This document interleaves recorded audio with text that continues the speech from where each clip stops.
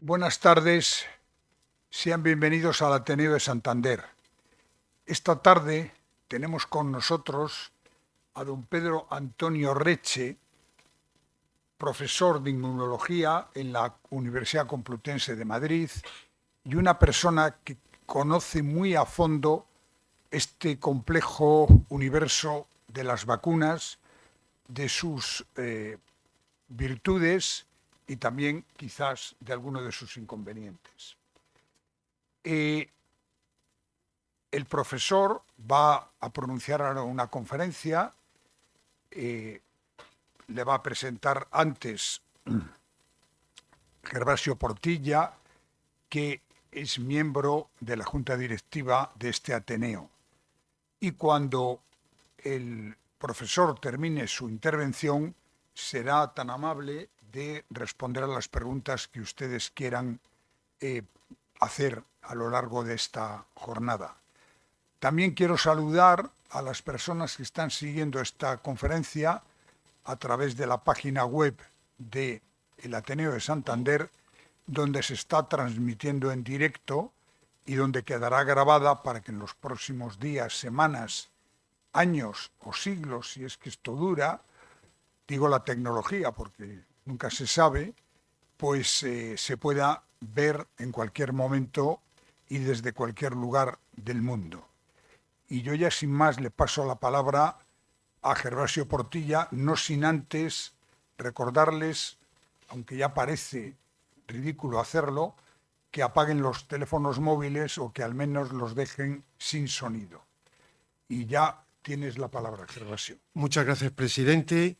Pues como muy bien ha dicho, don Pedro Antonio Reche es profesor de inmunología de la Universidad Complutense y nos va a hablar de inmunidad cruzada de las vacunas del tétanos frente al SARS-CoV-2. Luego explicará él por qué esto, cómo surgió esto, y yo voy a comentar un currículum que es imposible comentarle, porque estos son todos artículos y trabajos realizados, y voy a tratar de resumir su experiencia, no solo en España, sino también en Estados Unidos.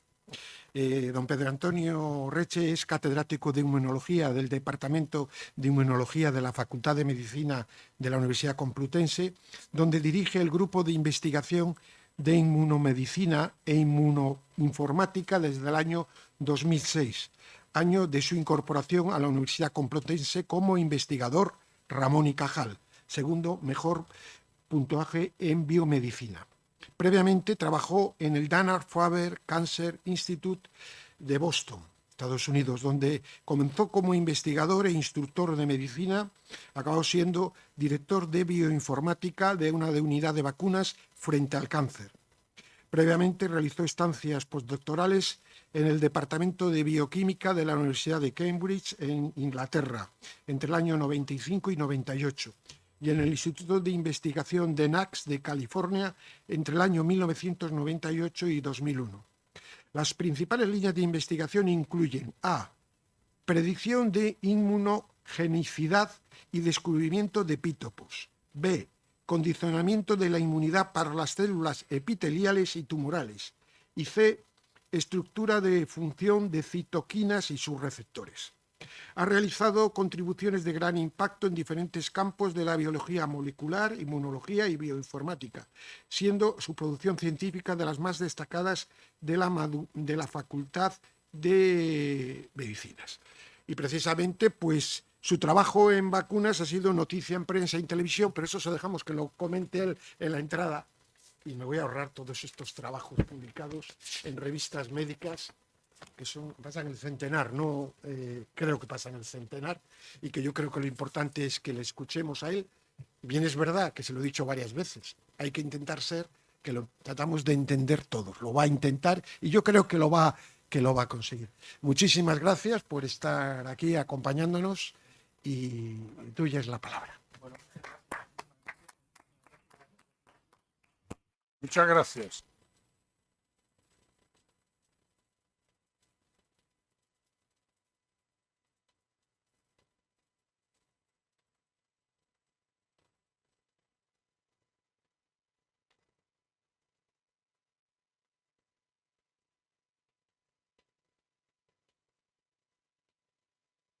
pero otra oportunidad. Bueno, pues entonces os voy a hablar de un trabajo, en principio voy a intentar, esto es difícil, pero voy a intentar hacerlo, bueno, pues para que se entienda. Si alguien tiene preguntas, yo soy profesor de universidad y estoy acostumbrado a que me interrumpan y no tengo ningún problema, ¿vale? Entonces, bueno, vamos a empezar. Esto es un trabajo que empezamos en 2020 con el encierro, entonces voy a empezar, bueno, pues os voy a describir el trabajo que hicimos y luego, pues de hecho, esto lo hemos continuado y luego al final, pues os voy a dar los últimos resultados que tenemos. Pero vamos a empezar con el principio, ¿no? Que eso parece lo más lógico. Y bueno, pues hoy ya se sabe, y desde un principio sabíamos que hay distintos factores que influyen en la gravedad que ha tenido la infección por el SARS-CoV-2, ¿no? Entonces, bueno, pues puede ser la edad, sabemos que la gente joven lo sufre mucho menos. También sabemos que afectan las enfermedades que tengan los individuos, por ejemplo, los individuos que tienen diabetes, que tienen hipertensión, pues la infección ha sido mucho más grave. Afecta la obesidad, la genética, la alimentación, el microbioma. En fin, se ha descrito numerosos realmente, pues numerosos aspectos que pueden influir pues en lo que sería la gravedad de la infección. Y bueno, pues todos estos factores de una manera directa o indirecta al final lo que van a afectar es al sistema inmunitario. La alimentación, por ejemplo, eso claramente. Y de hecho, bueno, pues es lo que se ha visto, por ejemplo, y se ve desde un principio, que los individuos, las personas que tenían los casos más graves eran precisamente aquellos que tenían una respuesta inmunitaria que era demasiado grande, o sea, que era exagerada.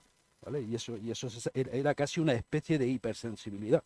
A la mayor parte de la gente esto no le ha afectado, pero sí que hubo una pequeña proporción de gente que, bueno, pues en poco tiempo se ponía muy grave e incluso podía morir. Eso ha ocurrido así. Bien, entonces, claramente lo que puede haber es distintas cosas que afecten a esa respuesta inmunitaria. Y yo lo que os voy a hablar hoy en día es de lo que llamamos la inmunidad heteróloga. Eso muchas veces no somos conscientes, pero lo que ocurre es que básicamente nosotros estamos expuestos a un montón de patógenos, eso te induce una inmunidad, algún tipo de inmunidad que luego afecta a un patógeno nuevo que pueda surgir como el SARS-CoV-2, como el coronavirus. Y de eso es de lo que vamos a estar hablando. Eso se llama inmunidad heteróloga, de forma genérica. Y los que trabajamos en inmunología, bueno, pues hay dos mecanismos, o puede estar mediada por dos tipos de procesos celulares. Una es que esté mediada por células inmunes innatas, y estas serían los monocitos y los macrófagos, y esto es algo que se ha descrito muy recientemente, y es que los monocitos y los macrófagos, al parecer digo, porque esto no está 100% establecido todavía para todo el mundo, pero pueden adquirir también una especie de memoria, ¿vale? Tienen una especie de reprogramación y hace que si uno se infecta pues con un bicho el que sea, pues eso te genere una inmunidad, pero en tus células de la inmunidad innata que luego te puede proteger, o no siempre la inmunidad heteróloga tiene que ser protectora. Generalmente sí, pero no tiene por qué, ¿de acuerdo? Entonces esta inmunidad entrenada, que es como se llama este mecanismo, pues es inespecífica, de corta duración y no es predecible, ¿vale? No es predecible porque es inespecífica. Tú te puedes, y eso se ve claramente en los experimentos, tú te puedes infectar con algo, estás protegido por este tipo de celulares, pero no sabes frente a qué te va a proteger, ¿vale? Y luego tenemos otro tipo de inmunidad heteróloga. Esta está mediada por las células y linfocitos B y T, ¿vale? Células y linfocitos, esto lo voy a llamar de las dos maneras, células o linfocitos, es como se suelen, generalmente nosotros los llamamos más bien células, pero bueno, linfocitos también nos vale, ¿vale? Que sean de memoria con reconocimiento cruzado, ¿vale? Uno tiene unos linfocitos B y T de memoria que se generan por una exposición previa y luego esto puede reconocer a otra cosa, entonces esto es lo que llamamos reactividad cruzada. Para abreviar, yo esto lo voy a llamar inmunidad cruzada, para no llamarlo inmunidad adaptativa cruzada, inmunidad cruzada. Es una inmunidad mediada por células B o T de memoria con reconocimiento cruzado. Esta inmunidad sigue siendo específica, ¿vale? O sea, porque los linfocitos T y B forman parte de la inmunidad adaptativa, es una inmunidad específica, tiene que haber un antígeno, lo vamos a ver ahora, es duradera. Eso quiere decir que esta, cuando te vacunan, lo que se persigue es generar, por ejemplo, linfocitos B y T de memoria. Esta es la que te va a proteger verdaderamente y es predecible, como vais a ver ahora, porque, bueno, pues se pueden utilizar algoritmos para predecir hacia dónde va dirigida esta inmunidad y hacia dónde va dirigida la inmunidad cruzada. Bien, voy a intentar ahora daros a ver que entendamos cómo funciona la inmunidad cruzada antes de empezar a ver los trabajos que he realizado, algunos de los trabajos más específicos. Para entender la inmunidad cruzada tenemos que hablar de células T y B de memoria, ¿vale? O sea, cómo funcionan los linfocitos T y B, y tenemos que ver cómo estos linfocitos T y B, cómo estas células T y B reconocen el antígeno o reconocen a los patógenos que los reconocen a través del antígeno. Y vamos a empezar a ver las células T y B de memoria, cómo se generan. En esta diapositiva lo que os vengo a describir es cómo se generan, en primer lugar, los linfocitos T y B. Los linfocitos T y B se generan a través de o a partir de células madre que están en la médula ósea, y las células B, por ejemplo, terminan de madurar en la médula ósea, mientras que los linfocitos T, los precursores, también se generan a partir de células madre de la médula ósea, pero terminan de madurar en el timo. Y por eso tienen el nombre de células T, viene de timo, ¿vale? Y bueno, pues estas células, cuando surgen, pues lo que van a hacer es recircular entre la sangre y lo que llamamos los órganos linfoides secundarios. Un órgano linfoide secundario, por ejemplo, puede ser los ganglios linfáticos, es de los más importantes, o puede ser las mucosas. Y están siempre recirculando. ¿Por qué recirculan? Porque están en busca de su antígeno, ¿vale? O sea, cuando los linfocitos B y T salen o maduran, nosotros lo llamamos que son naïf, ingenuos, son vírgenes, porque no han encontrado todavía su antígeno y necesitan verlo, ese antígeno, en unas condiciones determinadas, y entonces se comprometen a ese antígeno, ¿vale? Pero para que ese compromiso ocurra, de hecho, tienen que ver el antígeno en los órganos linfoides secundarios cuando están recirculando, o sea, tienen que ver ese antígeno ahí, y tiene que haber una condición extra de estimulación. Y eso es que tiene que participar la inmunidad innata. O sea, tienes que tener lo que nosotros llamamos señales secundarias. Cuando eso ocurre y ven el antígeno, ya se comprometen, ¿vale? Quedan comprometidos a reconocer ese antígeno y a hacer cosas frente a ese antígeno. Antes de que eso ocurra, las células naïf tienen, bueno, pues no tienen funciones ejecutoras. Nosotros las llamamos efectoras. No están armadas todavía, no tienen capacidad de respuesta inmunitaria o de responder o de hacer algo. Primero tienen que armarse y estimularse en el ganglio linfático, ¿vale? Eso ocurre, de nuevo, durante una respuesta primaria, cuando hay una sobreestimulación de la inmunidad innata, cuando se ve el antígeno por primera vez, y en ese proceso las células se diferencian, se vuelven efectoras, ejecutoras, son capaces de hacer algo, matar, por ejemplo, a una célula que esté infectada, si es una célula B, producir anticuerpos, y una porción de esas células se convierten en células de memoria, ¿vale? O sea, no todas se convierten en células T efectoras, ejecutoras que ya tienen que están armadas, y se convierten en células de memoria, ¿vale? Entonces, estas células B y T de memoria se generan en los órganos linfoides, esto como resumen, secundarios, durante una respuesta inmunitaria primaria. Y ya tienes células de memoria y dejan de ser naïf. Esa inercia que tienen a responder la pierden. ¿Y qué ocurre? Que cuando nos encontramos de nuevo con el mismo antígeno, porque te puedes reinfectar, o con el mismo patógeno, las células que van a responder son las células de memoria. Estas van a responder en encuentros secundarios posteriores, porque ya están comprometidos con ese antígeno y van a responder frente a ese mismo antígeno. ¿Y por qué se caracteriza su respuesta? Porque es mucho más rápida, es mucho más fuerte, y no solo eso, inhiben la respuesta de las células naïf. Las células naïf, cuando hay células de memoria presentes, dejan de responder, pero no es porque no puedan reconocer el antígeno, que todavía puede haber células que lo reconozcan. Es que lo que ocurre es que hay un sistema de ahorro. Si tú ya tienes una célula de memoria a la que has armado, a la que has comprometido con un antígeno, ¿para qué vas a volver a repetir el mismo proceso? Entonces es un sistema de ahorro. Tú tienes una célula de memoria, la tienes comprometida frente al antígeno, a partir de ahora esa es la célula que va a responder. Y fijaros, aquí abajo tengo gráficamente cómo sería una respuesta del linfocito B en este caso, para que veáis cómo la respuesta es más rápida y más fuerte. Fijaros aquí, las células B, como he dicho al principio, o he dicho inicialmente, producen anticuerpos. Fijaros, aquí tenéis en las CISA lo que tenéis es una escala de tiempo, y aquí tenéis en las ordenadas una respuesta de anticuerpos. Los linfocitos B producen anticuerpos. Entonces tenéis la célula naïf, hay una infección, va a reconocer su antígeno, hay una proliferación y, bueno, pues las células se diferencian, se vuelven ejecutoras, se arman, ya hacen su función, que en este caso sería producir anticuerpos.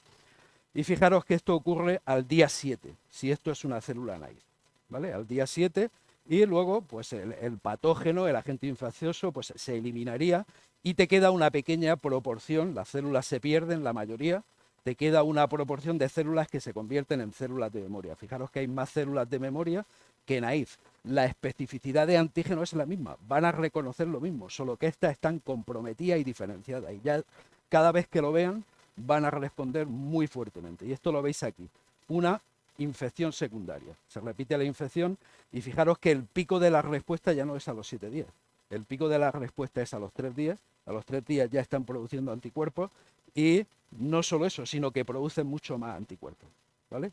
Y daros cuenta también lo que ocurre, que luego al final seguís teniendo todavía más células de memoria. Cada vez que hay un proceso de esto, se aumenta la proporción de células de memoria. Esta es la razón por la que generalmente muchas vacunas te ponen más de una dosis, sobre todo las vacunas que son de proteínas purificadas, porque tú aumentas el porcentaje de células de memoria, o sea, construyes más memoria, ¿vale? Que, por ejemplo, si esto fuera una vacuna, pues este sería la primera dosis y esto sería la segunda dosis. Eso en ocasiones, esa es la razón, ¿vale? Pero claro, aquí estamos viendo que las células naive y las células de memoria pues van a reconocer siempre el mismo antígeno, pero lo que ocurre es que también van a responder las células de memoria antes si reconocen a un antígeno que es cross-reactivo, ¿vale? O sea, un antígeno que por alguna razón lo vamos a ver es similar, también van a responder frente a ese antígeno. No tiene que ser exactamente el mismo antígeno, y eso lo llamamos la reactividad cruzada y luego lo voy a explicar más en detalle. Luego, para entender también el resto de la charla, lo que facilita esta inmunidad cruzada es cómo se reconoce ese antígeno. Y eso es lo que tenéis aquí en esta diapositiva. Estábamos hablando que los linfocitos B y T reconocen a los patógenos, pero realmente el patógeno entero no se reconoce, ¿vale? Se reconoce una porción de ese patógeno que se llama genéricamente el antígeno, porque es el elemento que se va a reconocer. Ese antígeno puede tener distinta naturaleza físico-química, pero la mayor parte de ellos, no sé si lo conocéis, son proteínas, son secuencias de aminoácidos, ¿vale? O sea, una proteína es la mayoría, biológicamente o químicamente, muchos de ellos, o la gran variedad, los que tienen más variedad y la mayoría suelen ser proteínas, ¿vale? Bien, pues entonces el antígeno lo reconocen los linfocitos T y B a través de receptores especializados, que en el caso del linfocito B se llama B-cell receptor, BCR, y en el caso del linfocito T, el T-cell receptor. Y aquí, básicamente, os pongo en esta diapositiva cómo ocurriría ese reconocimiento, porque no solo no reconocen el antígeno en su totalidad, el patógeno, perdón, sino que el antígeno tampoco, reconocen una pequeña porción de ese antígeno, que es lo que conocemos como epítopo. O sea, es el trocito de antígeno que está reconociendo el receptor de antígeno, ¿vale? Entonces, fijaros, aquí tendríais, vamos a ver cómo es ese reconocimiento. Aquí tenéis un linfocito B, la célula B, ¿vale? Y el receptor de antígeno es un anticuerpo que está anclado en su superficie. Lo he puesto aquí muy grande para verlo, pero la célula obviamente sería lo que sería grande, simplemente para destacar que el BCR, el receptor de antígeno de una célula B, es un anticuerpo que está ligado a la membrana. Y va a reconocer, generalmente lo que está reconociendo es antígenos, que lo tenéis aquí, que están libres en el medio. Y, bueno, pues la porción de ese antígeno que reconoce sería el epítopo B en este caso, ¿vale? Pero lo que quiero que os quedéis es que el linfocito B lo que reconoce son cosas que están libres, ¿vale? Y intactas, están libres, están intactas y los puedes reconocer. La célula T, en cambio, es distinta, porque la célula T, que la tenéis aquí arriba, aquí la célula B está abajo, aquí está arriba, no reconoce el antígeno intacto, o sea, no puede reconocerlo, o sea, tiene que haber una célula que le presente el antígeno. La célula presentadora de antígeno la tenéis aquí abajo. Y lo que ocurre es que esta célula presentadora de antígeno, pues puede ser una célula infectada, hay distintas células. Y ese antígeno, ese virus, se va a degradar, ¿vale? Las proteínas que tiene se degrada y de una proteína lo que derivan son péptidos, ¿vale? Que es un trocito de una proteína. Ese antígeno degradado, esos trozos de antígeno péptidos, tienen que ser presentados por esta célula presentadora de antígeno en su superficie por una molécula que las llamamos moléculas del complejo principal de histocompatibilidad, que es lo que tenéis aquí. Y este sería el epítopo, el trozo del antígeno, que es un péptido, y este sería el TCR que lo está reconociendo, ¿vale? Entonces, abreviando, La célula T lo que está reconociendo, o el epítopo T, es un péptido que es capaz de estimular a la célula T cuando está presentado por MHC, por una célula presentadora de antígeno. Si alguien tiene alguna pregunta. Bien. Otra cosa que es muy importante, generalmente, cuando uno está estudiando pues, inmunología y la inmunidad adaptativa, siempre te dicen que es exquisitamente específica. Esto yo lo tengo escrito y lo he visto escrito un montón de veces. Eso no es así. Tanto los receptores de antígeno, tanto el TCR como el BCR, tienen lo que se llama poliespecificidad. O sea que pueden reconocer más de un epítopo. Y si reconocen una cosa pequeña, hay más posibilidades de que reconozcan distintas cosas pequeñas. ¿De acuerdo? Fijaros, esto hay hay trabajos que dicen que un solo TCR es capaz de reconocer a más de 1000 péptidos presentados por la misma molécula de MHC. O sea, 1000 péptidos distintos. O sea, no es tan específico como muchas veces leemos, ¿no? O sea, es inmunidad específica, pero tiene cierta degeneración, digamos, para reconocer distintas cosas. ¿De acuerdo? Bueno, ya resumiendo sobre el reconocimiento de la inmunidad adaptativa, el mensaje que quiero que os llevéis es el siguiente, y es que tenéis un patógeno, ¿vale? Y para el sistema inmunitario, la manera en que visualiza ese patógeno es como un conjunto de epítopos, ¿vale? Este conjunto de epítopos, bueno, pues este sería una molécula. La mayor parte de ellos van a ser trozos pequeños de proteínas, van a ser estos péptidos que estábamos diciendo. Son trozos pequeños de proteínas y cada símbolo lo que significa es que es un péptido distinto que tiene una secuencia distinta, pero que va a venir de una proteína la que sea, ¿de acuerdo? O sea, péptidos que vienen de proteínas distintas. Claro, el que este reconocimiento ocurra así, o que el sistema inmunitario vea a un patógeno como un conjunto de epítopos, junto con la poliespecificidad, bueno, pues es lo que va a facilitar que haya inmunidad cruzada. Y de hecho, bueno, pues la reactividad cruzada es una propiedad de la inmunidad adaptativa. Y no solo se produce cuando tú tienes dos patógenos que están muy relacionados, ¿no? Porque eso sería fácil de entender, que si tú tienes un patógeno A y otro patógeno B que son muy comunes, que pueda haber inmunidad cruzada. Eso es fácil de entender. Sino que se va a producir también cuando los patógenos son muy distintos, siempre y cuando compartan epítopos. Y esto es lo que os quiero representar aquí. Fijaros, aquí he representado 3 patógenos que, bueno, como modo ilustrativo, lo he puesto como si fuera uno una vaca, uno un pez y otro, pues sería una rana, ¿no? 3 patógenos que pueden ser muy distintos. Pero fijaros que estos patógenos pueden compartir, a pesar de ser muy distintos. Si vosotros fuerais un anatomista, podríais ver como ejemplo que una vaca es muy distinta de un pez, pero los 3 tienen ojos. Eso sería, por así decirlo, un epítopo común. Y aquí estáis viendo que tenéis la vaca que tiene 3 epítopos, pero comparte epítopos con el resto. Lo estáis viendo, por ejemplo, el patógeno A compartiría la estrella con el patógeno B y comparte este sol con el patógeno C, ¿vale?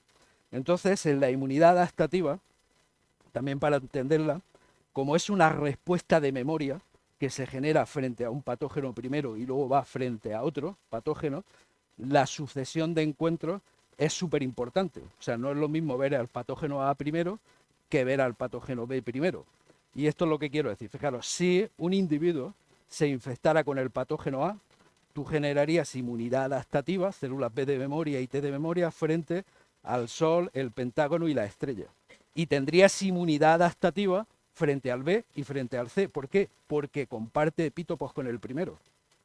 Pero ahora imaginaros que la primera infección, el primer encuentro que tienes es con el patógeno B, ¿vale? En este caso, tú tendrías inmunidad cruzada frente al A, pero no frente al C, ¿vale? Porque la sucesión de encuentros es importante, ¿vale? La sucesión de encuentros es importante. Esta característica de la inmunidad adaptativa, que es la reactividad cruzada, es la base de lo que en inmunología conocemos como el pecado antigénico original. Pecado antigénico original. ¿Eso qué quiere decir?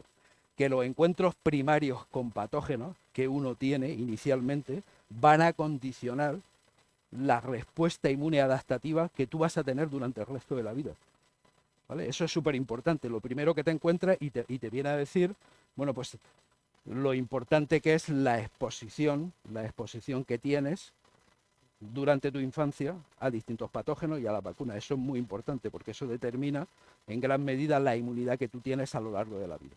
¿De acuerdo? Entonces aquí como resumen podríamos decir, fijaros por esta propiedad, que la inmunidad adaptativa es reincidente o pecadora, ¿no? O sea, porque siempre que vea, siempre que haya algo común que ha visto inicialmente, va a responder frente a eso. Porque es más rápida la respuesta de memoria y no va a haber una respuesta, va a impedir que respondan las células naïf, ¿no? Y uno cabría preguntarse, bueno, ¿y cuánto tiempo somos inmunológicamente naïf, verdaderamente vírgenes? Bueno, la verdad es que muy poco tiempo. Porque fijaros, la inmunidad adaptativa claramente es una inmunidad que tú tienes que desarrollar cuando te vas encontrando los patógenos. Entonces, claramente, mientras no la tengas, estás desprotegido. Entonces es necesario que la desarrolle y de hecho se desarrolla bastante rápido, pero requiere un tiempo. Pero a los 5 o 10 años la inmunidad adaptativa ya está básicamente completamente desarrollada, igual que la de un adulto. Luego puede caer, pero es algo que interesa desarrollar cuanto antes, ¿de acuerdo? Y esto lo veis aquí en esta diapositiva, por ejemplo, en el que lo que se está representando son las inmunoglobulinas que hay en sangre de un crío recién nacido, ¿vale? Aquí tenéis sería el nacimiento. Fijaros, cuando un crío nace, las únicas inmunoglobulinas que tiene son las que le ha pasado la madre, ¿vale? A través de la placenta. Luego van disminuyendo, pero conforme va avanzando su edad, fijaros, aquí tenéis meses y luego son años. Al final, a los 5 o 6 años, bueno, las inmunoglobulinas son un pelín más bajas en los niños, pero no hay tanta diferencia. Y a los 10, 12 años son prácticamente indistinguibles, ¿de acuerdo? O sea, que no somos naif durante mucho tiempo, este es el mensaje, y mientras tengamos memoria algo, esa memoria es la que va a responder, ¿de acuerdo? Porque tiene más facilidad, es más rápida y es más potente. Bueno, con estos mimbres ya vamos a empezar a centrar el toro, vamos a ir un poco al tema del coronavirus. Pues no es de extrañar que cuando llegó la epidemia y la gente pues tenía muestras de linfocitos B, muestras de linfocitos T, tenía también pues muestras de anticuerpos que los tenía guardados antes de que llegara la epidemia. Y lo que se dio cuenta es que había gente, o sea, cuando se sabía la secuencia del virus, cuando se sabía cuáles eran sus antígenos, que cuando mirabas a ver si los individuos que no habían estado expuestos nunca, porque eran muestras previa a la pandemia, podían reconocer al virus o componentes del virus, ¿no? Y se encontró, pues fijaros, pues células B de memoria que respondían.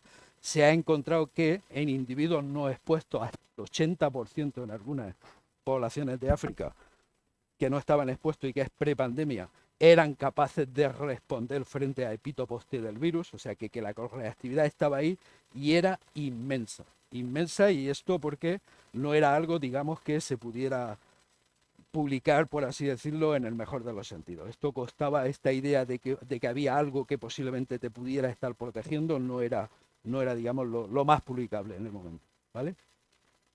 Bien, con respecto a esta inmunidad, sí que yo me voy a centrar principalmente con la inmunidad mediada por las células T, porque lo que se ha visto es que la reactividad cruzada mediada por las células B de memoria, bueno, pues parece que no es protectora. Está ahí, pero la inmunidad no siempre es protectora. Y imagino que habéis oído hablar, no es el caso, pero muchas veces puede ocurrir que si tú tienes anticuerpos frente a algo, que lo que estés haciendo en una segunda infección, que vuelvas y facilites la infección. Esto se llama la enfermedad aumentada por anticuerpos. Eso puede ocurrir, ¿vale?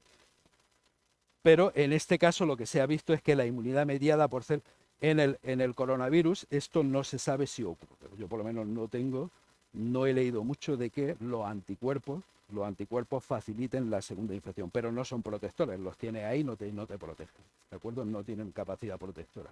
Pero lo que sí se ha visto es que las células T, que se descartaron desde un principio, y más que se descartaran, es que mirar una respuesta T es mucho más difícil que mirar anticuerpos, porque mirar anticuerpos es sacarle sangre a la gente, mirar en la fracción en el suero, mirar si tienes algo ahí que reconoce una parte del virus.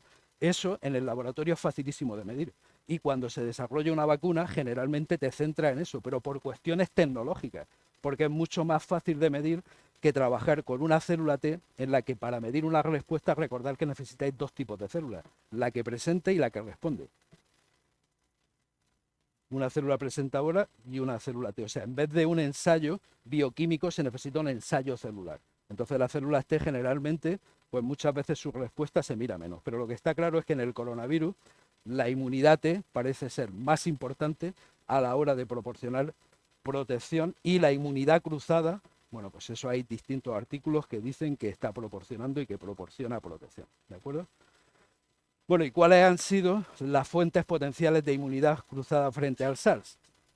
Bueno, pues obviamente cuando tú tienes infecciones previas, lo más probable que pensó la gente es que esa inmunidad cruzada viniera de virus que son parecidos. Y los virus más parecidos al coronavirus son los virus del resfriado común causados por el coronavirus, porque esto es otra cosa.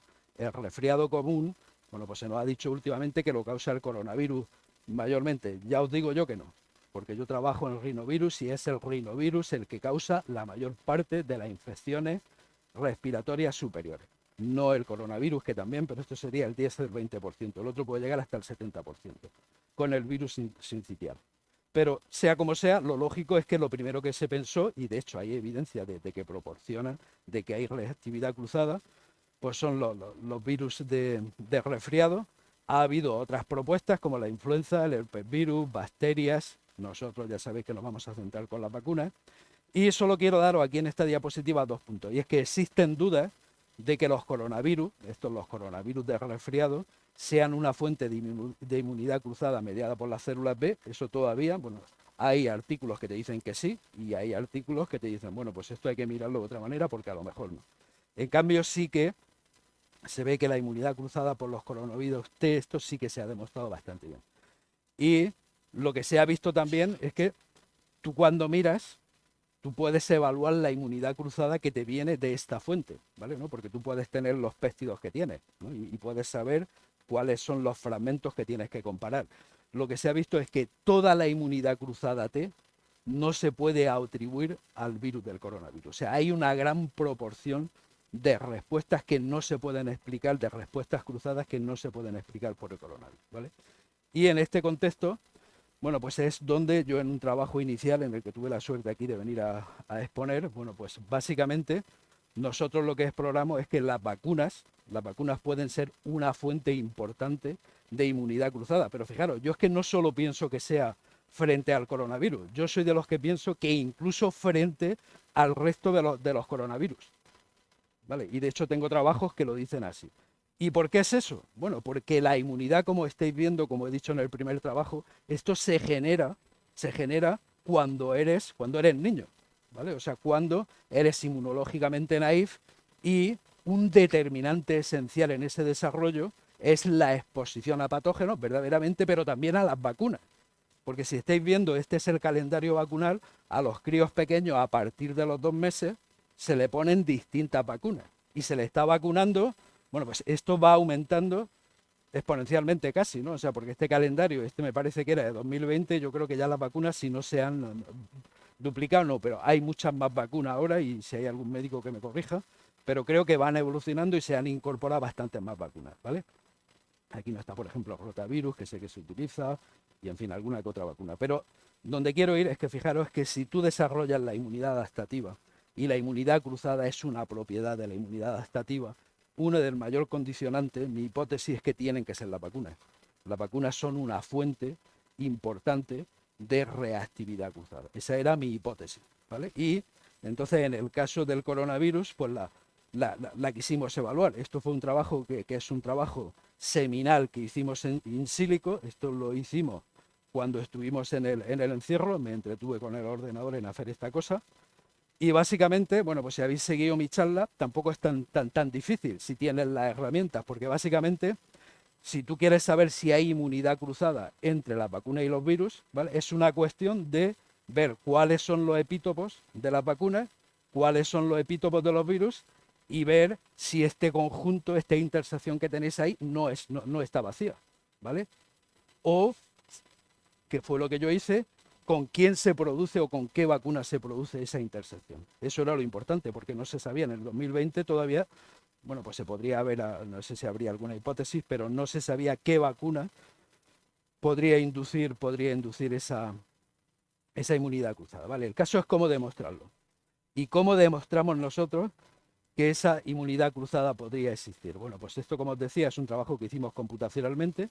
Entonces lo que hicimos fue coger la secuencia de aminoácidos, las proteínas las proteínas, los antígenos que tienen las vacunas, cogimos también la secuencia de aminoácidos del virus, porque el virus se secuenció en enero, ya sabíamos cuál era su secuencia, sabemos completamente ya, bueno, pues cuáles eran los antígenos, y entonces, bueno, pues básicamente lo primero que hice fue hacer una especie de fragmentación, ¿no? Y entonces comparar los fragmentos de uno y otro y buscar por fragmentos que estuvieran compartidos, ¿vale? O sea, porque los epítopos son pequeñas cosas, como te decía anteriormente, tienen entre 9, 15 aminoácidos, no tienen más. Entonces yo lo que hice fue buscar por coincidencias que tuvieran más de 8 aminoácidos, nosotros eso lo llamamos residuos, y que tuvieran una identidad superior al 80%, ¿vale?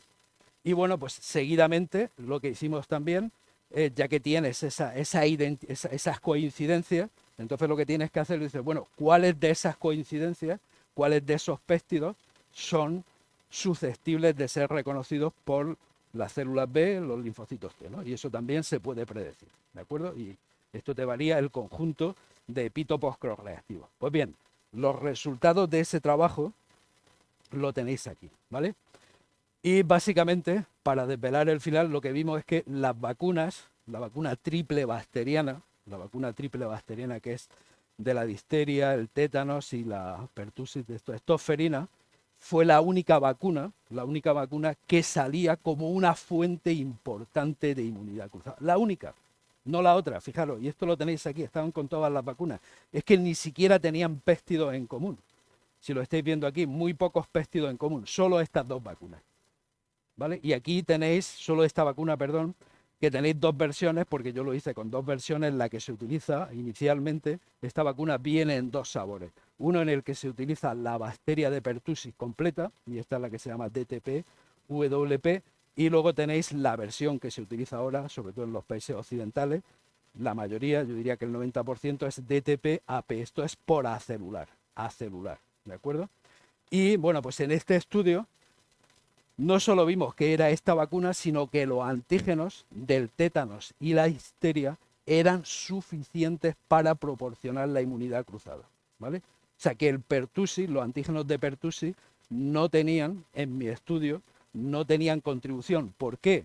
Pues por una sencilla razón, porque primero porque había muchos, y porque en esta vacuna, que es en la que se pone en la mayor parte de Occidente, en los Estados Unidos, en toda Europa, la contribución del componente de pertussis es muy poco, ¿vale? O sea, no hay epítopos compartidos, o sea, hay muy poco. Entonces, bueno, pues al final lo que vi es que con los epítopos que había en la difteria y el tétanos, en los antígenos de la difteria y el tétanos, era suficiente para proporcionar esa posible protección. ¿Y por qué digo que era no solo porque era posible protección, no solo que hubiera epítopos? Bueno, porque fijaros, otra cosa que hicimos es que cuando encontramos estos epítopos, que pueden ser de dos tipos, B y T, vamos primero con los B, cuando encontramos los epítopos B, que eran cross-reactivos del tétanos y la difteria, lo que hice es decir, bueno, ¿dónde están estos epítopos? ¿Dónde caen en el coronavirus? Y aquí lo que tenéis representado es la proteína Spike, ¿vale? La parte verde es la región que se une al AC2, que es el receptor que le permite entrar en la célula, es esto que tenéis en azul. Y estas regiones en rojo serían los sitios donde están localizados los epítopos que yo predigo que son cross-reactivos, que están también en el tétanos. ¿Eso qué quiere decir? Pues que si tú tienes una vacuna con el tétanos y has generado un anticuerpo frente a este epítopo, ¿vale? Si este anticuerpo está presente, aquí te va a bloquear esta interacción entre la proteína Spike y el AC2. O sea que podría ser neutralizante un anticuerpo que te generara la vacuna del tétanos y la difteria, o con antígenos del tétanos y la difteria. Eso sería con respecto a los epítopos B. Y con respecto a los epítopos T, bien, no solo identificamos un número muy grande de epítopos T, ¿vale? Sino que al final, la respuesta T, hay algo que es importante a tener en cuenta, y es que es necesaria que la presente las moléculas de MHC. Y como he dicho anteriormente, bueno, pues esto está en células presentadoras de antígeno, pero hay un problema con ese tipo de respuesta, y es que cada individuo tiene una molécula de MHC que difiere de la de otro individuo. Cuando se hace un trasplante, para machear al donante y al que recibe el trasplante. Lo que se mira son estas moléculas de MHC, porque somos idénticos los unos a los otros, pero lo diferente son estas moléculas. Y la respuesta inmunitaria de un individuo A y otro individuo B, en la mayor parte de las veces se debe porque o tiene su origen a que tenemos distintas moléculas de MHC, ¿de acuerdo? Entonces, ¿qué es lo que hicimos en esto? No solo teníamos muchos epítopos T, sino que esos epítopos T eran capaces de presentarse por la mayor parte de las moléculas de MHC que tiene la población. Eso quiere decir que la respuesta T iba a ser de una gran cobertura poblacional, ¿de acuerdo? Bueno, pues esto lo publicamos en preimpresión, lo publicamos en el 2020 y bueno, pues esto tiene su historia, porque esto no era fácil. Esto en preprint, cuando uno hace un artículo, ¿vale? O sea, si tú piensas que ha hecho algo interesante, lo pones en preprint, porque como somos así los que nos dedicamos a esto, para reclamar que tú has sido el primero que has tenido la idea, ¿no? Entonces lo pones en preprint y eso te lo aceptan generalmente, ya está, lo pones y te lo aceptan. A mí esto no me lo querían aceptar, ¿vale? Simplemente porque era la época en la que había censura pura y dura. Y no me quisieron aceptar un artículo que metodológicamente, sinceramente, no se metían con la metodología. Me decían en la época del COVID de tal y que cual, lo sentimos, no podemos aceptar este artículo. Y eso era en preprint. Luego tuve ya la suerte, bueno, lo enviamos a publicar por revisión, porque eso se puede hacer en paralelo, y bueno, pues hubo una revisión que fue de hecho buena, metodológica, o sea, de ver, bueno, este hombre qué es lo que ha hecho, tiene sus limitaciones, dice que pueden proteger, no dice que protegen, sino que puede proteger, y me lo aceptaron, y es una de las mejores, bueno, de los artículos que yo creo que más trascendencia han tenido, porque de hecho este artículo hoy en día tiene 100 y pico mil descargas, tiene un montón de citas, a mí la gente me ha llamado mucho, y es un trabajo del que estoy convencido que ha ayudado muchísimo, porque estoy convencido que esta vacuna es tetánico-distérica, y ahora vais a ver más pruebas, inducen inmunidad cruzada protectora, ¿vale? Bueno, pero antes de seguir, yo voy a intentar convencer de esto, pero bueno, vamos a ver, los antígenos de difteria y del tétanos, que son los que inducen esta inmunidad cruzada, no solo están presentes en esta vacuna pediátrica, que es la DTP, que por cierto, esta vacuna, hasta el 2014, esta vacuna se ponía individualmente, DTP, pero hoy en día se pone como una vacuna hexavalente, y eso se ha ido cambiando, o sea, se mezcla con otras vacunas. Esto es algo que en el campo pues evoluciona, no sé por qué, porque será más inmunogénica, pero es así, ¿vale? Y es hexavalente. Y estos antígenos también están en lo que llamamos las vacunas del tétanos, ¿vale? Las vacunas del tétanos es la vacuna T mayúscula, D minúscula, y la vacuna T mayúscula, DAP minúscula. La D minúscula es porque tiene menos carga de antígenos de la difteria, ¿vale? Simplemente es lo mismo, pero tiene menos carga. Le ponen menos antígenos de difteria, los mismos del tétano. Y la TDAP es exactamente lo mismo, pero también tiene una pequeña carga de lo que serían los antígenos para la tosferina, ¿de acuerdo? Esta vacuna, por cierto, se pone a la embarazada, y en el artículo nosotros también discutíamos que posiblemente, si una embarazada estaba recibiendo esta vacuna, que posiblemente había una transferencia pasiva también al feto. Y eso es posible, ¿de acuerdo? Era una de las cosas que no decíamos que iba a ser así, pero que esa posibilidad existía. Y ahora aquí vamos a hacer un paréntesis, porque fijaros, y esto a mí me parece muy importante. Yo estoy hablando de antígenos del tétanos y la difteria. Y si aquí hubiera, pues no sé, algún experto, me diría, no, la vacuna del tétanos y de la difteria es un toxoide, me diría. Y tú te irías a la Wikipedia y verías, es un toxoide.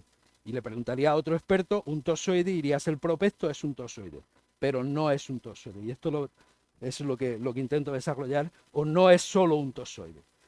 Vamos a ver lo que es un toxoide. El toxoide tetánico, ¿vale?, y difterico son toxinas inactivadas, ¿vale? Eso es lo primero, una toxina inactivada. Es el componente principal de esta vacuna.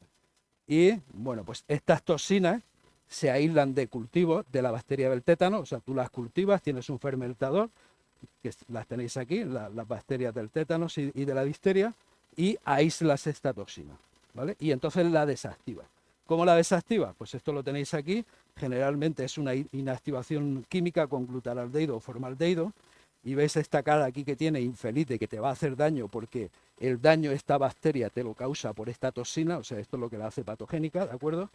Entonces tú, bueno, pues la inactivas, pero los epítopos los sigue conservando. Entonces tú generas inmunidad frente a la toxina sin el daño. Y eso es así, o sea, son toxoides, pero fijaros, lo que ocurre es que el proceso de purificación de la toxina que tú tienes que detoxificar está lejos de ser un proceso de 100% de puridad, de puridad, por así decirlo. Y de hecho, hay gente y equipos de investigación que se han entretenido en coger las vacunas y por análisis proteómicos ver qué tienen esas vacunas. Bueno, y lo que se ha encontrado es lo siguiente, es que básicamente tienen cientos de proteínas adicionales. Cientos de proteínas adicionales más que la propia toxina, o sea, tienen otras cosas, ¿de acuerdo? Y no solo eso, el toxoide, dependiendo de la vacuna y el lote, solo representa el 40 al 70%, no es más. Y podéis preguntar, ¿esto es una locura, esto es malo? No, no tiene que ser necesariamente malo. O sea, si lo hacen así, estas proteínas son inmunogénicas y también te están produciendo inmunidad. Fijaros, igual que un patógeno entero te produce una inmunidad que es más completa que una proteína sola, si tenéis, por ejemplo, en vez de tener, o sea, el que tengáis varias proteínas, seguramente está contribuyendo a generar más inmunidad frente al tétanos y frente a la difteria. La cuestión es que las compañías farmacéuticas no te dicen qué tiene, te dicen que es un toxoide, eso queda en los libros de texto, ¿vale? A no ser que sea alguien especializado, y tú vas diciendo que esto es lo que tiene la vacuna, pero no hay ensayos independientes. Yo creo que, bueno, pues básicamente yo creo que las administraciones, y sobre todo cuando se pone una vacuna que es nueva, como la que se ha puesto ahora, debería ser una obligación de que chequearan independientemente cuál es su composición y que no fueran a la compañía farmacéutica y le preguntaran directamente qué es lo que lleva. Eso debería hacerse y no es nada malo. O sea, simplemente saber qué es lo que tienen las vacunas. Yo creo que eso sería importante. Bueno, la cuestión siguiente sería, ¿pueden las vacunas proteger frente al COVID las vacunas del tétanos y la difteria? Bueno, pues a raíz de este estudio, de hecho, surgieron en el 2021, esto lo publicamos en septiembre, me parece, del 2020, y ya en septiembre del 2021, bueno, pues estuvo una estela y hubo gente que hizo trabajos que efectivamente comprobaron que esto estaba proporcionando pues cierta protección. Y este es un estudio, por ejemplo, que tenéis aquí, que se hizo, esto es un estudio epidemiológico, que de hecho se hizo en una población de edad avanzada, y lo que vieron es que aquellos que estaban vacunados con las vacunas del tétano sufrían menos COVID, ¿vale? O menos casos de COVID serio. Y luego otro estudio que se publicó, me parece este era en los Estados Unidos, este es un estudio de Noruega, también vieron que había protección con estas vacunas, y de hecho estos aventuraron, preliminarmente dijeron que la inmunidad cruzada protectora venía de las células T. No llegaron a demostrarlo 100%, pero apunta que esa inmunidad protectora viene de las células, ¿vale? Y bueno, pues nosotros seguimos avanzando, y de hecho nuestra idea, y ahora lo que os voy a contar es lo último que hemos hecho, es demostrar si verdaderamente existe inmunidad T cruzada, ¿vale? Y eso, créanme, que es cualquier cosa menos fácil, y sobre todo en un momento cuando nosotros cogimos ya este trabajo 2021, en el que toda la población está vacunada o ha sufrido la infección. En ese contexto es verdaderamente difícil saber si la inmunidad que tú tienes frente al virus está causada por el virus, por la infección o la tenías antes. Es muy difícil de saberlo, ¿vale? Y bueno, pues metodológicamente ya no os cuento, también es muy difícil. Pero nosotros trabajamos con la siguiente hipótesis para ver si, bueno, pues los antígenos del tétanos y de la difteria pueden ser una fuente de inmunidad cruzada. Y para eso trabajamos con esta hipótesis. Y es que si este es el caso, si son una fuente de inmunidad cruzada antes de que estuviera el virus, ¿no? Y sobre todo porque, bueno, pues ahora ya se está vacunando también a los niños, pero originalmente me refiero, lo que se debería ver, por lo que estoy diciendo de que es una respuesta de memoria, es que la inmunidad T cruzada a este virus que tenga un origen de las vacunas tetánico-diftericas debe ser fuerte. No, o sea, porque esta inmunidad era previa, es una respuesta de memoria, y tú debes de esperar de que esa respuesta no sea débil, porque lo que estás es induciendo células T de memoria que responden más rápido o activando células de memoria que responden más rápido y más fuerte, ¿vale? Eso sería una parte de nuestra hipótesis. Y lo siguiente sería que las vacunas tetánico-distéricas tienen que ser capaces de estimular a las células naïf, las que todavía no están comprometidas con su antígeno. Recordad que cuando son naïf, son vírgenes, no tienen compromiso con el antígeno. Bueno, pues tú debes de ser capaces de comprometerlas frente a los antígenos del tétano y la difteria, y luego ver si responden al virus del coronavirus, ¿vale? Eso es lo que hemos hecho, ¿no? Entonces, básicamente, en este contexto, nosotros lo que hemos buscado es evidencia de cross-reactividad de las vacunas tetánicas en los propios epítopos que se han determinado de este virus, ¿vale? O sea, esto ha habido cientos de personas trabajando, si no miles, y entonces se sabe, bueno, pues dentro de los antígenos de este virus, ¿qué se reconoce? Eso se sabe perfectamente, y esa información está recogida en bases de datos que nosotros tenemos, bueno, pues en la facilidad y la suerte de disponer, ¿no? Esto está disponible para todo el público, pero tú tienes que saber cómo utilizarla, y de nuevo, en esas bases de datos se ha recopilado qué es lo que reconocen los humanos, o sea, qué epítopos reconocen los humanos de este virus, ¿vale? Entonces nosotros lo que hicimos, fijaros, buscamos epítopos, nos centramos en epítopos TCD8, que es un tipo de linfocito TC8 citotóxico, el que elimina las células que están infectadas por el virus, y encontramos 1152. Esto es una base de datos, esto es gente que ha investigado, de nuevo, ha mapeado dónde están los epítopos, y cuando tiene esa información se recopila en bases de datos para que otros investigadores la puedan utilizar, ¿vale? Y de estos 1152 nosotros dijimos, bueno, vamos a ver, ¿cuántos de estos epítopos del coronavirus, los que se han visto de este virus, ahora no estamos con cross-reactividad, cuántos de estos epítopos son similares a los antígenos de la vacuna del tétano? Esto también, con un computador, tú tienes su secuencia y puedes ver cuáles son similares a los antígenos que os he dicho que han identificado pues la gente que se dedica a hacer trabajos de proteómica. ¿De acuerdo? Vale, pues en este caso nos fuimos y nos quedamos con 65. Y de estos 65, luego seleccionamos a aquellos que tienen mayor cobertura. Cobertura nos referimos al elemento que os decía anteriormente, de que cada uno de nosotros tenemos moléculas de presentación de antígeno, la molécula MHC distinta, pues para que los epítopos seleccionados pudieran ser presentados por la mayor parte de la gente. Y nos quedamos con 25 epítopos TCD8 del coronavirus, ¿vale? Esto, epítopos TCD8 del coronavirus, eso químicamente es un péptido, ¿vale? Los sintetizamos, y eso se puede sintetizar perfectamente porque es un trozo de proteína, y con ello hicimos un cóctel de péptidos, o sea, los combines, y entonces esto nosotros lo llamamos el pool TDX. Esto lo digo porque lo vais a ver ahora más adelante, pero es básicamente 25 epítopos que has puesto pues en un Ependor y que luego vas a utilizar para tu ensayo, ¿vale?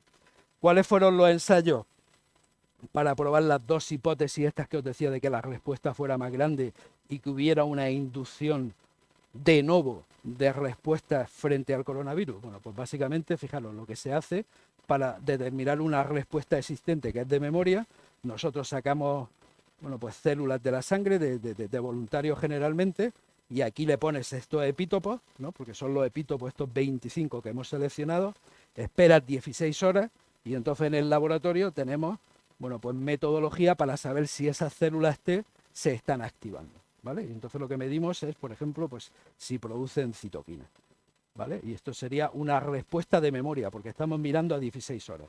Pero nosotros lo que queremos hacer es, la parte más importante, es ver si somos capaces de inducir una respuesta de nuevo. Y si habéis seguido las charlas desde un principio, he dicho que las células naïf no tienen capacidad de respuesta, tienen una inercia, o sea, no responden, no están comprometidas para su antígeno. Para que tú consigas comprometerlas, necesitas, bueno, pues hacerlo in vivo en un ganglio linfático, que es como ocurre. In vitro, nosotros podemos realizar lo que llamamos inmunizaciones in vitro, en el que básicamente lo que está emulando es lo que ocurre cuando hay una respuesta primaria. ¿Y cómo se hace eso? Bueno, pues es proporcionando la estimulación adicional que os decía anteriormente.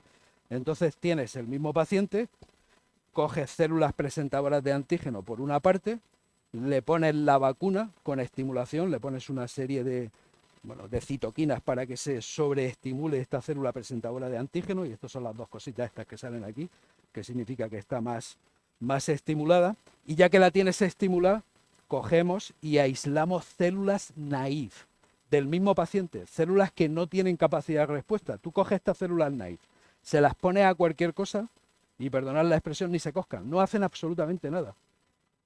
Cero. No tienen capacidad de respuesta a no ser que la armes primero, ¿vale? A no ser que las comprometas con el antígeno. Entonces, bueno, pues nosotros en esta inmunización in vitro las comprometemos con el antígeno. Pero claro, aquí están comprometidas con el antígeno del tétanos y la difteria, que es el que le has puesto. Bien, cuando hacemos esto, luego lo que hacemos, bueno, la hemos comprometido con el tétanos. Aquí no había otra cosa, porque eran naïf. Y luego a estas células les preguntamos si son capaces de responder frente a los epítopos del coronavirus, ¿vale? O sea, las estimulas con una cosa, las comprometes con una cosa y le preguntas si responden frente a otra cosa. Eso es lo que hemos hecho, ¿vale? Bueno, pues esto, la primera cosa que vimos es que cuando vemos la respuesta de memoria, como se esperaba, las células T respondían de manera muy fuerte frente a estos epítopos del coronavirus que habíamos seleccionado y que son cross-reactivos. Esto no te quiere decir que vayan a ser cross-reactivos, simplemente que es lo esperable si son cross-reactivos. Y la respuesta la medimos, bueno, pues por una instrumentación y una metodología que se llama de citometría de flujo, en el que tú pones las células aquí, ¿vale? Como las estáis viendo aquí, luego las pasas por un citómetro, y entonces miras cuáles de ellas incrementan la capacidad para producir interferón gamma, que es una citoquina muy importante de la respuesta inmunitaria y de la respuesta TCD8.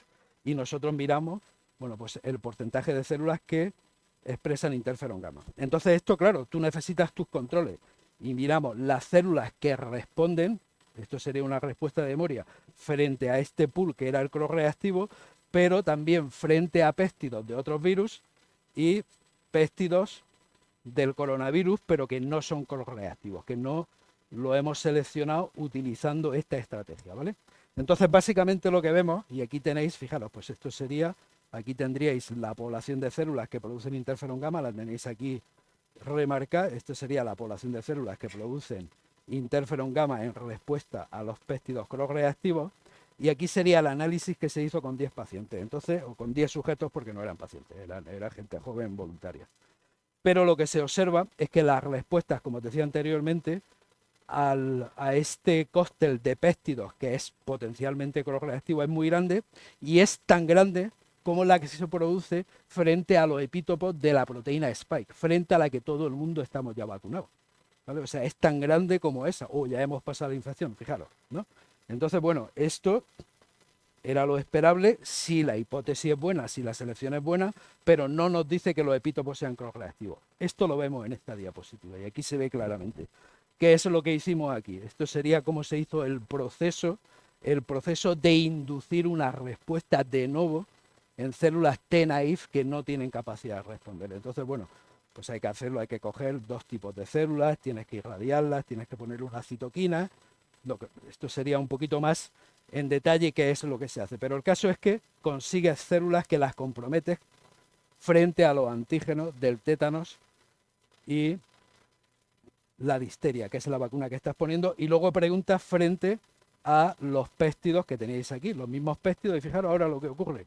Solo hay respuesta frente a los epítopos que fueron seleccionados por ser cross-reactivos, epítopos del coronavirus que son similares a los antígenos del tétanos y la difteria. Lo veis claramente aquí, no hay respuesta frente al spike, no hay respuesta frente a péptidos de la nucleoproteína y no hay respuesta tampoco frente a péptidos de otros virus. Solo frente a este, y una respuesta que es verdaderamente grande. Y las diferencias entre una respuesta de memoria inducida se ven cuando se miden en los mismos individuos, que es lo que estoy reflejando en esta diapositiva. ¿Vale? Aquí tenéis el porcentaje de células que se activan, que producen interferón gamma. Y fijaros, esta sería, cuando tenéis aquí en rojo, es la respuesta de memoria. La respuesta inducida, de nuevo, por ejemplo, frente a este pool de péptidos, que el cross-reactivo aumenta cuando tú la induces con las vacunas tetánico-distéricas, pero fijaros cómo desaparece, por ejemplo, la respuesta Spike. Esta desaparece. Y esto es en el mismo sujeto, porque son células naïf y porque esos péptidos no son cross-reactivos, ¿de acuerdo?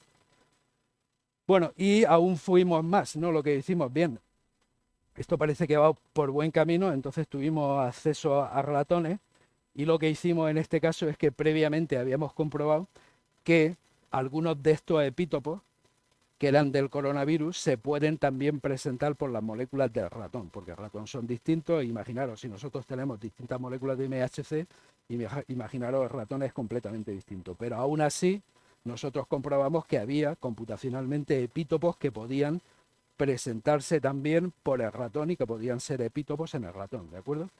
Y eso nos llevó a hacer el siguiente experimento en el que tomamos 5 ratones control, 5 ratones a los que vacunamos con PBS, ese es el grupo control, y 5 ratones que los vacunamos con la vacuna tetánico-distérica, una que hay comercial de hecho, ¿no? Este sería el protocolo de vacunación, fueron 3 vacunas, día 0, cada 3 semanas, y luego una última la vacunación a las 6 semanas, y luego una semana después lo que hacemos es coger el bazo de estos ratones, se sacrifican, y el bazo es una fuente de linfocitos, tanto de células B como de células T, y básicamente puedes hacer lo mismo, los mismos experimentos que si estuvieras trabajando con sangre, es básicamente lo mismo. Bueno, pues aquí tenéis los resultados y lo que hicimos a los ratones controles y a los ratones que estaban inmunizados con la vacuna tetánica es ver si respondían, a qué respondían, si respondían a los epítopos de otros virus que tenéis aquí y a los epítopos que son cross-reactivos, epítopos de Spike, que es un conjunto grande, y de la nucleoproteína, ¿vale? Entonces lo que vemos es que verdaderamente solo responden mayoritariamente cuando están vacunados y solo a los péptidos que son cross-reactivos, como estáis viendo aquí en esta gráfica, ¿vale? Aquí sería rojo, es vacunado con PBS, o sea, es el grupo control, y azul, vacunado con la vacuna tetánica, solo respuesta mayoritariamente al conjunto, al cóctel de péptidos que son cross-reactivos, ¿de acuerdo? Y bueno, esto ya para acabar, estas serían las conclusiones del estudio, y es que las vacunas tetánico-distéricas pueden estimular a las células T naïf para que respondan al SARS-CoV-2, eso lo hemos demostrado, yo creo que somos los primeros en demostrarlo, y bueno, pues estos son derivadas de esta conclusión o de este resultado principal, y es que las vacunas con antígenos tetánico-distéricos deben de ser fuentes originales de la inmunidad que se ha encontrado frente al SARS, ¿vale? O sea, de esa inmunidad que se encontró antes de que estuvieran las vacunas, ¿vale?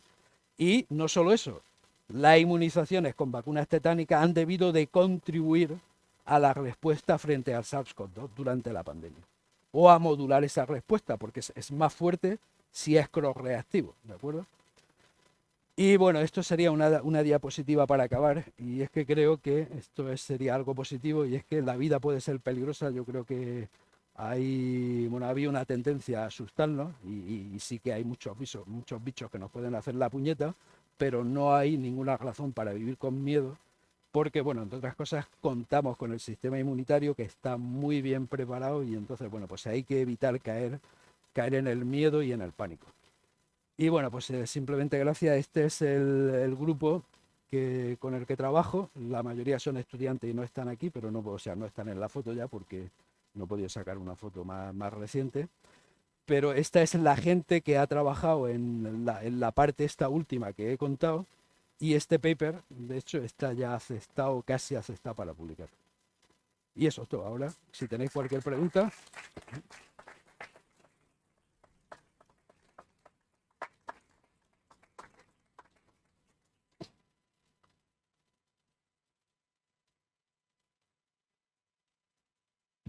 Bueno, muchísimas gracias, Pedro Antonio. Yo creo que dentro de todos los tecnicismos, sobre todo, esta es una opinión particular, desde mitad hacia el final hemos ido comprendiendo mejor. Pero no es, en mi opinión, lo interesante, sino las preguntas que hacen las personas que están aquí en la sala, que serán interesantes. Y nada más, vamos ya pues con el turno de preguntas. Levantan, si son tan amables, la mano. Pues ahí tenemos de una señora la pregunta. ¿Hay algún estudio en Norteamérica que pueda ser similar? El estudio más similar, de hecho, lo he contado aquí, el estudio más similar es este, porque demostrar la correlatividad es muy complejo, ¿vale? Entonces sí que es verdad que hay un estudio que siguió la estela del estudio inicial mío. Este estudio está en el Brigham, bueno, esto es de la Universidad de Harvard, y aquí demuestran que hay inmunidad heteróloga, inmunidad cruzada que os decía anteriormente, que está mediada por células T, ¿vale? El que esté mediada por células T, esa inmunidad cruzada, es el resultado que en principio, y según ellos mismos dicen, no está completamente demostrado. O sea, básicamente ellos lo que hacen, y lo tengo aquí, es que cogen y lo que hacen es estimular, es algo, pero no utilizan células naïf, que yo creo que es la prueba del algodón.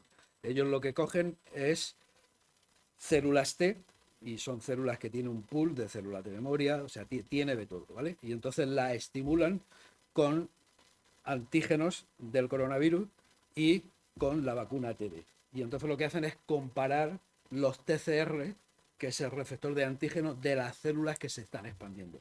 Y no ven que sea el mismo, pero sí que ven que son más parecidos que si lo hace esa estimulación con cosas distintas. O sea que eso da también a pie a pensar, es otra manera distinta de pensar de que puede ser correactivo. Pero la prueba del algodón es tener una célula naïf, porque eso sería realmente probar que la inmunidad T cross-reactiva que ha habido procede de una vacuna, por ejemplo, y escoger las células naïf, como nosotros hemos hecho, que no están comprometidas con el antígeno, comprometerlas con antígenos del tétanos y entonces ver la respuesta frente a epítopos del coronavirus. Yo creo que esa es la mayor. Dicho esto, su trabajo es un gran trabajo. Muchas gracias. ¿Más preguntas? Seguro que hay bastante más preguntas. Aquí tenemos al doctor. Estamos en un mundo complejo donde la industria, las grandes empresas que fabrican las vacunas, pues tienen sus propios intereses, como es lógico, y lo hemos vivido con 3 vacunas diferentes durante la época del COVID. Este tipo de reacciones cruzadas, ¿qué tipo de implicación puede tener desde el punto de vista práctico en el futuro?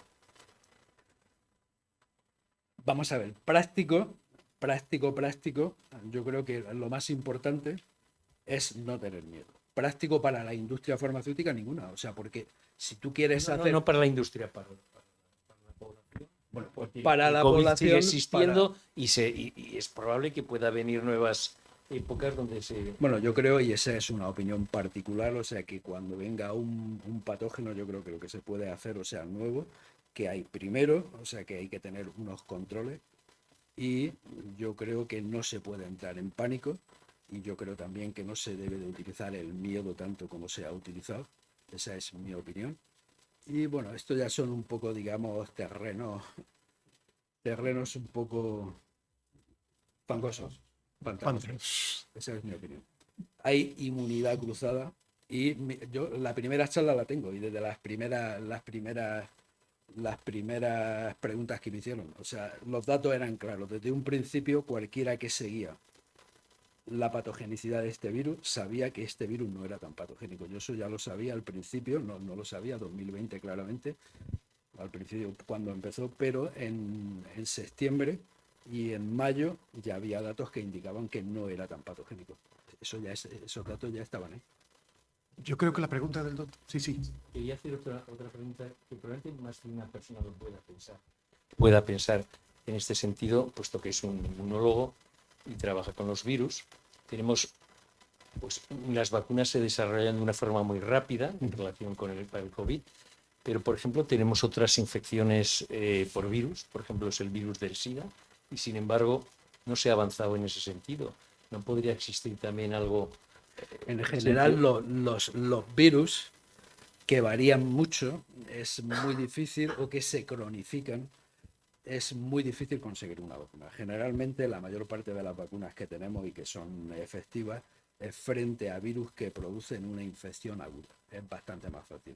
Cuando un virus se cronifica es muy difícil. Eso pasa también con los parásitos, como puede ser un tripanosoma, como puede ser una leishmania, es bastante más difícil frente a un patógeno.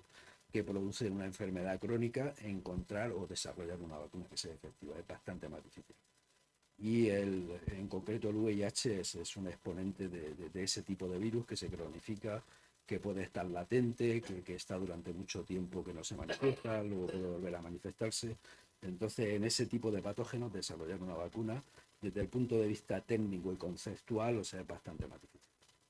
Bueno, técnico no, pero porque sería básicamente seguir la misma metodología, pero la técnica que tenemos ahora es más fácil que no te conduzca a un resultado que de éxito, y es lo que tenemos, o sea, porque se han probado muchísimas vacunas. O sea, yo tengo trabajos hechos con epítopos T, y una de las opciones, porque lo que siempre se habla es que estos virus cambian mucho, entonces te dicen, imaginaros que una posible solución, si tú tienes un virus que varía mucho, bueno, pues una solución cuando tú estás utilizando epítopos sería pues utilizar aquellos que están completamente conservados. Una proteína entera no puede estar conservada por mucho que quiera. El sistema inmunitario siempre va a decidir, o sea, que qué va a escoger, y posiblemente algunas cosas les resulte más fácil centrarse en esas cosas. Y hay una cierta coevolución que esas cosas son precisamente las que el virus varía más. Pero si tú aíslas los epítopos y tú fuerzas al sistema inmunitario que reconozca algo que está completamente conservado, esa podría ser una vía para desarrollar una vacuna que fuera que sirviera. Pero bueno, eso es una posibilidad, y sé que está trabajando gente, y yo de hecho he trabajado en eso. Más preguntas. Vamos a ver.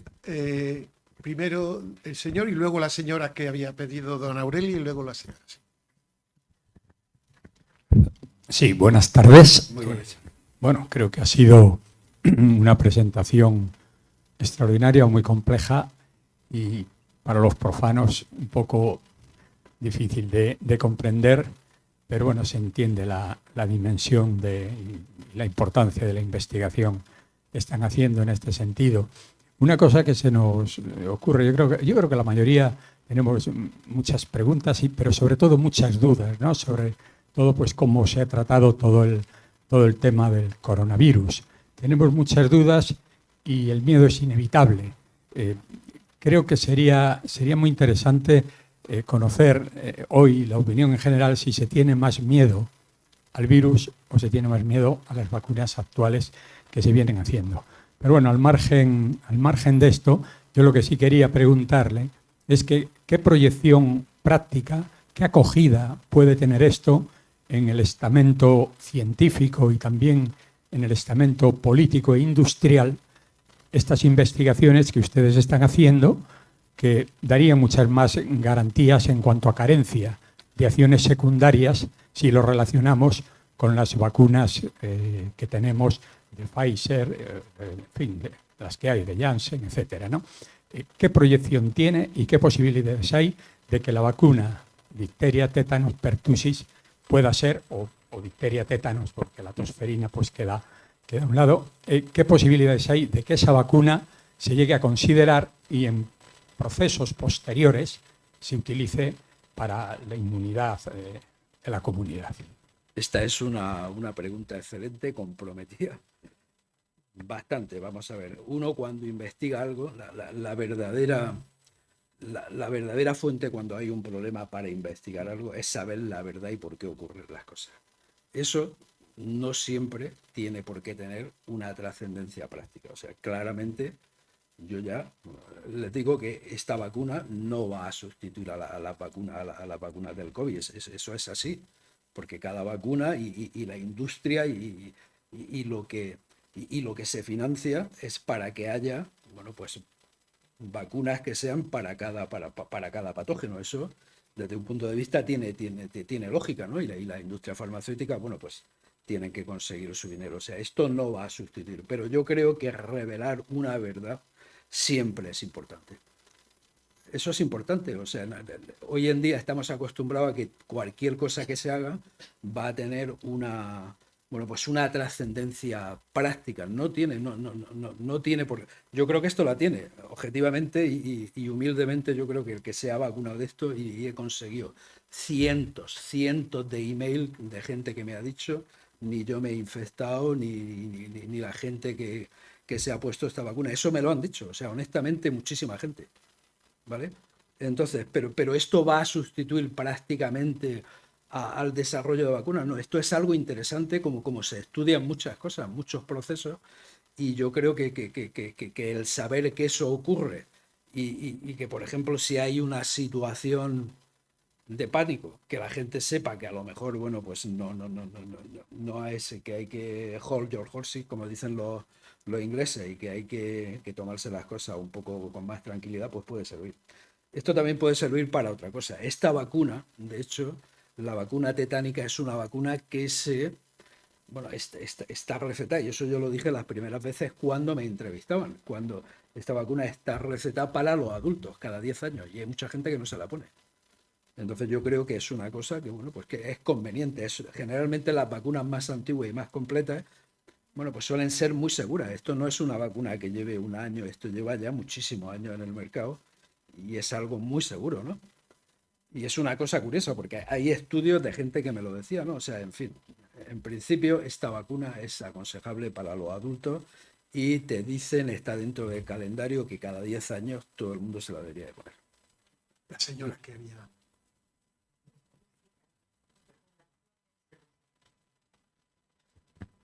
¿Existen estadísticas de poblaciones que hayan recibido la vacuna tetánica? Este estudio que tiene aquí arriba lo hace. Es un estudio. ¿Y hay relación Sí. con la poca incidencia de la... Sí. Estos dos estudios hacen dos estudios epidemiológicos y el segundo también funcional o mecanístico. Y eso existe. ¿Y qué poblaciones son esas? Esta población en concreto se hizo en una población de edad avanzada, el de arriba. El de abajo no lo recuerdo.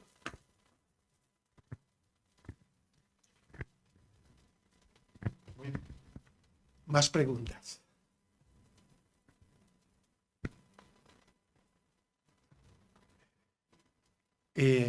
Yo voy a hacer una aportación. Yo no sé si lo quiero poner a Pedro porque es amigo, pero tampoco le quiero poner en apuros. Vivimos tiempos difíciles. La prudencia no está reñida con la verdad.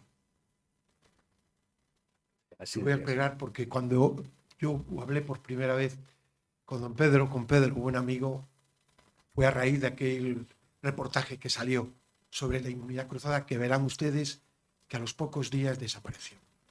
Pero yo voy a decir, eso soy yo el que lo digo, que observé luego la frustración de los investigadores, pues por los intereses. No nos vamos a engañar que hay en este mundo. Un poco por ahí va la pregunta. Y yo creo que la ciencia, pues tenemos que buscar la verdad, ¿no? Los intereses están bien, porque tiene que haber empresas que tienen que ganar dinero.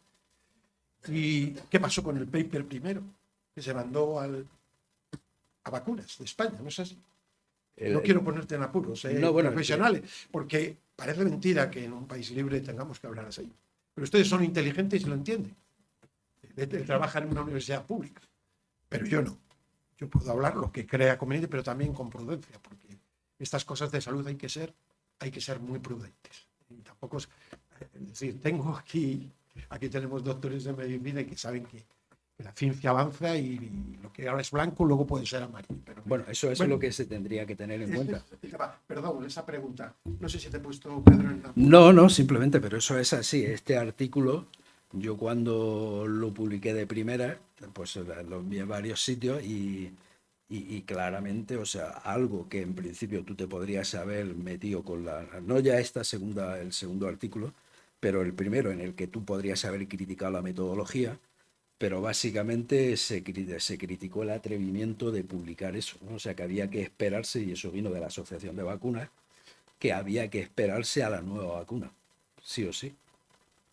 Eso es lo que me dijeron. Clarito. No, pues vamos, la verdad que agradecer, yo creo que el trabajo que hay investigadores en España bueno, también está aquí su señora, que también es investigadora, de gran perfil, y yo creo que estoy contento primero por la atención, un tema que no es fácil seguir, por el número de personas. También saludamos y sobre todo lo que quiero recalcar, porque a mí se me criticó en aquella vez, que por decir, porque yo en ningún momento en su día, ahora digo, y ya tengo la convicción, no ya de mi trabajo, sino de otra gente que lo ha aprobado, de que realmente proporcionan protección. ¿Cuánta? 100%, ¿no? 100% no, ni siquiera las vacunas estas nuevas. Pero sí quiero decir que yo en ningún momento, yo lo que dije desde un principio es que había una vacuna, que era la vacuna tetánica, que es recomendable para los adultos y que mi estudio aconsejaba a la población adulta que se la pusiera porque podría proporcionar cronoreactividad. Eso fue todo lo que dije. Y eso es correcto. No solo no me arrepiento, sino que es correcto.